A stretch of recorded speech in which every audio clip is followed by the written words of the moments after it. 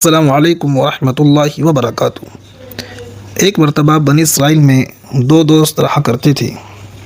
ایک مرتبہ ان میں سے ایک دوست کو کسی رقم کی ضرورت پڑی تو اس نے اپنے دوست سے 1000 دینار دینے کے لیے کہا۔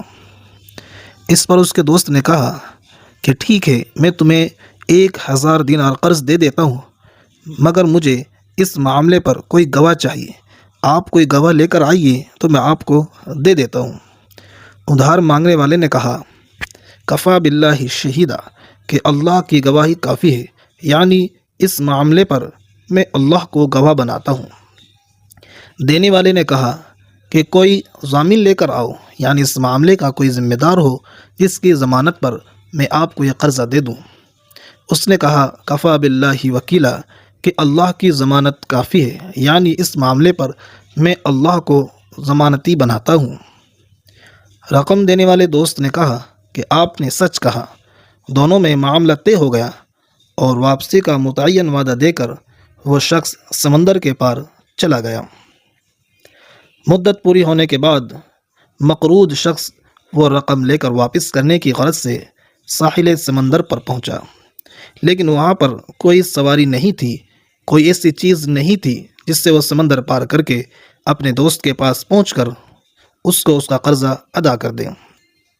آخر کار اس کو ایک ترکیب سوجھی۔ اللہ نے اس کے دل میں ایک بات ڈالی۔ اس نے ایک درخت کا تنا لے کر اس میں سوراخ کیا اور رقم کے ساتھ ہی ایک خط لکھ کر اس میں ڈالا اور وہ سوراخ بند کر دیا اور سمندر میں یہ کہتے ہوئے بہا دیا کہ یا اللہ، تو جانتا ہے یہ رقم میں نے تجھے گواہ اور ضامن ٹھہرا کر قرض لی تھی۔ آج میری پوری کوشش کے باوجود سواری نہ ملنے کی وجہ سے میں یہ تیرے سپرد کرتا ہوں، تو ہی اسے واپس لوٹا۔ اللہ تعالیٰ سے یہ دعا کر کر اس آدمی نے وہ لکڑی پانی میں بہا دی اور واپس اپنے گھر آ گیا۔ ادھر دوسری طرف اس کا دوست اپنے قرض کے انتظار میں ساحل سمندر پر بیٹھا ہوا اس کا انتظار کر رہا تھا۔ جب کافی انتظار کے بعد کوئی نہیں آیا تو وہ اپنے گھر جانے لگا کہ تبھی اس کی نظر سمندر میں تیرتے ہوئے ایک لکڑی کے تنے پر پڑی۔ اس نے سوچا چلو اسی کو گھر لے کر جایا جائے، کچھ نہیں تو جلانے کے کام تو آ ہی جائے گا۔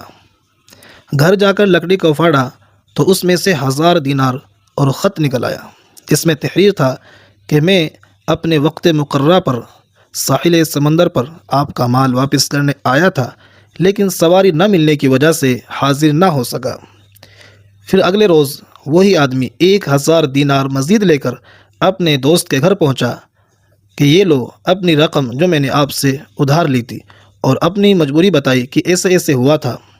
تو صاحب مال نے کہا، جس نے قرض دیا تھا، کہ اللہ تعالیٰ نے آپ کی امانت بسلامت سلامتی کے ساتھ مجھ تک پہنچا دی تھی، یہ دوسری رقم آپ لے جائیے، اللہ آپ کا حامی اور مددگار ہو۔